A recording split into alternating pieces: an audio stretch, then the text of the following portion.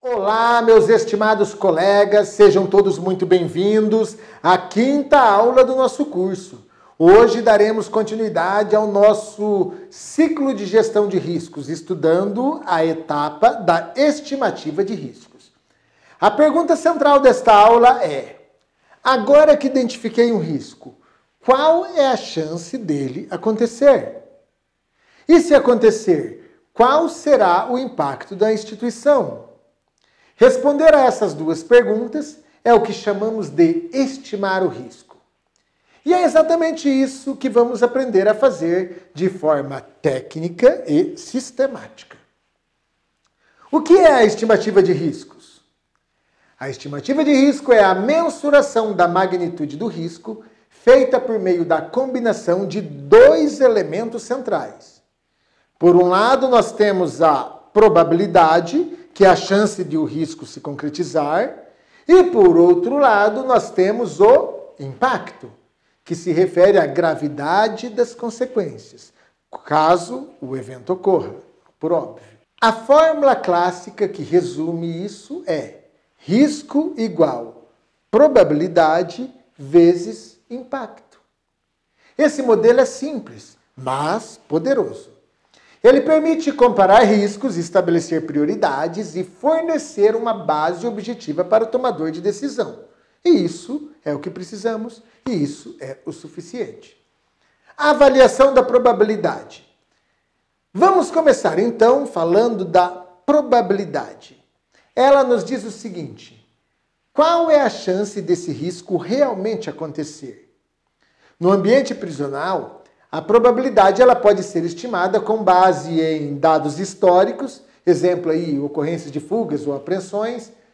Pode ser baseado em percepções de especialistas como diretores, chefes de segurança e servidores veteranos.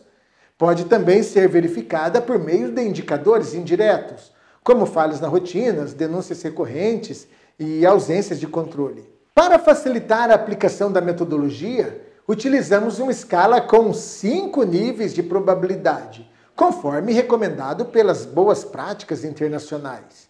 Esses níveis eles são descritos da seguinte forma. Eu vou trazer aqui um descritivo para os senhores, uma fala, uma retórica, né? Mas eventualmente, se os senhores forem analisar várias doutrinas, né? Pode ter ali uma palavra ou outra diferente, né? Mas a métrica, a máxima, o referencial, ele sempre vai basear no que eu vou falar para os senhores agora.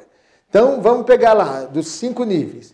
O primeiro nível, né, nós vamos chamar aqui de grau 1, que seria denominado improvável, que representa situações com mínima chance de ocorrência.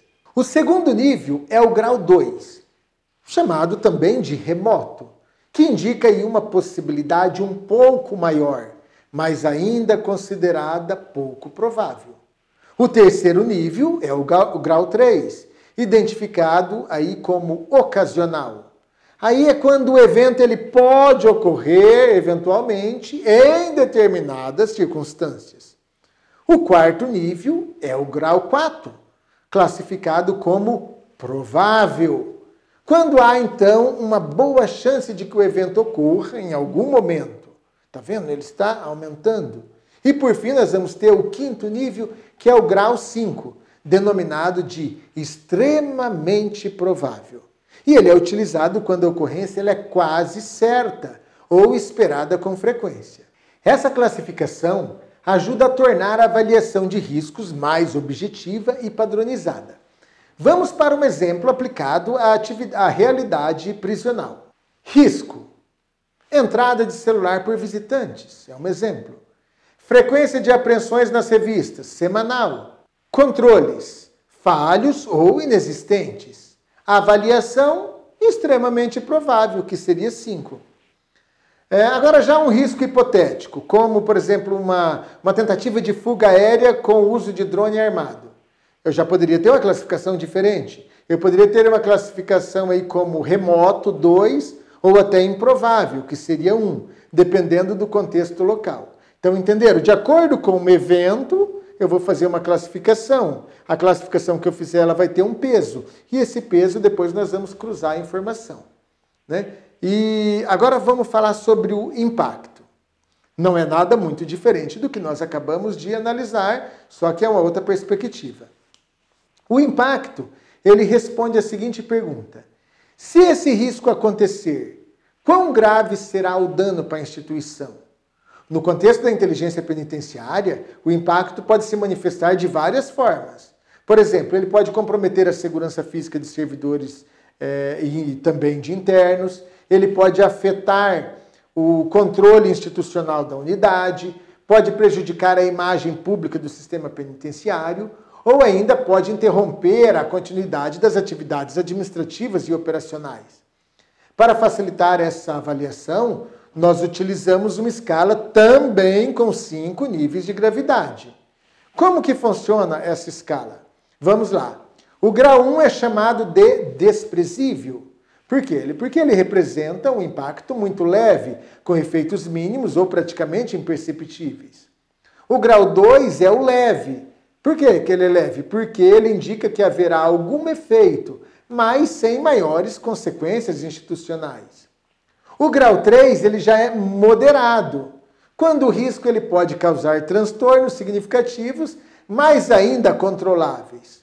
O grau 4 é denominado crítico. Por quê? Porque ele representa situações com consequências sérias para a operação da unidade. E por fim, o grau 5 ele é catastrófico. Por que ele é catastrófico? Porque ele é reservado para eventos com alto potencial de dano, podendo aí comprometer gravemente a segurança, a imagem institucional ou aí a governança da unidade.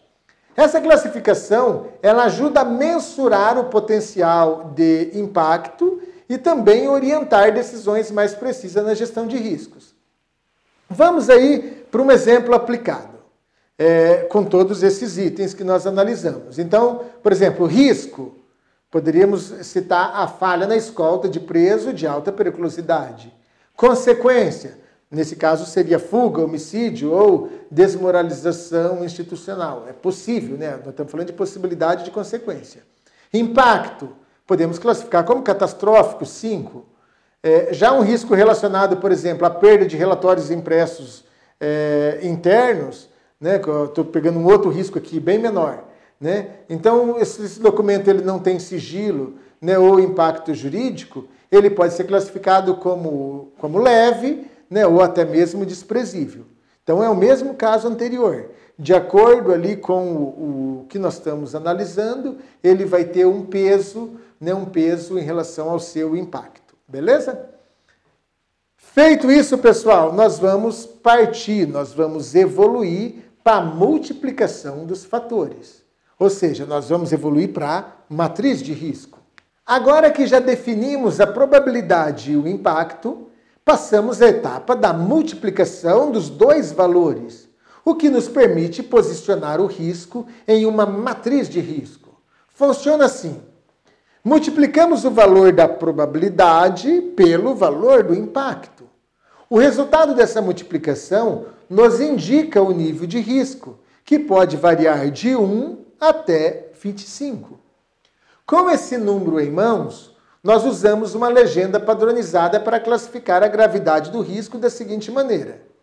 Se o resultado da multiplicação for entre 1 e 5, o risco ele é considerado muito baixo, exigindo apenas o monitoramento simples.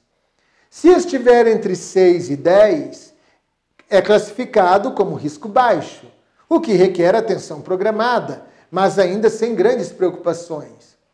Se o valor estiver entre 11 e 15, temos um risco médio, que exige aí a elaboração de um plano de ação específico. Valores entre 16 e 20 indicam um risco alto, que demanda medidas corretivas prioritárias. E, por fim, se o resultado for entre 21 e 25, trata-se de um risco muito alto, que exige tratamento imediato, sem possibilidade de postergação. Esse método permite que a instituição hierarquize aí os riscos de forma racional, objetiva e defensável. servindo aí de base para a tomada de decisões estratégicas e o planejamento de respostas eficazes. Métodos de avaliação. Nós temos aí métodos de avaliação qualitativa, semi-quantitativa e quantitativa. A depender da estrutura da unidade, nós podemos aplicar diferentes métodos de análise. Vamos lá. Método de análise qualitativa. O que é isso? Ela é baseada em percepções, categorização subjetiva. Mais comum aí nas unidades que vão ter pouca estatística formal. Método de análise semi-quantitativa. Ora, aqui já usa escala e pesos, né, para dar uma maior objetividade ao processo. E é o modelo mais recomendado para a inteligência penitenciária.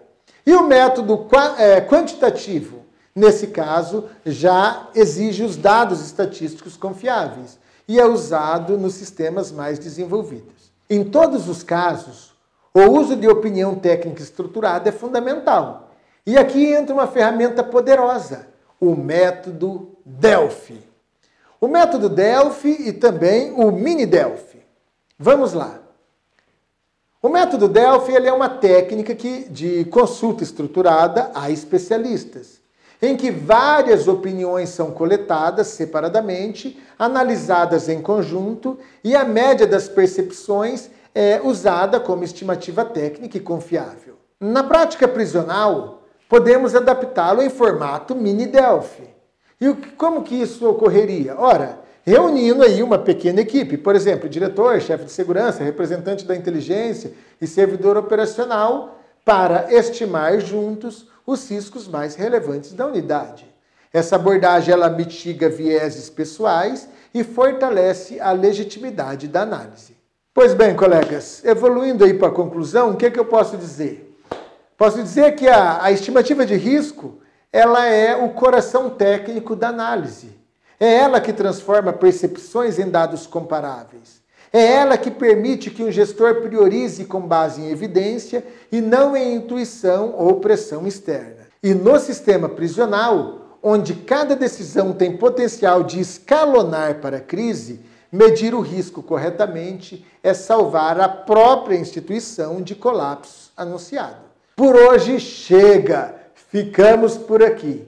Mas te espero encontrar na próxima aula, onde falaremos sobre avaliação de riscos, significância, priorização e matriz decisórias na IPEM. Até lá, fique bem!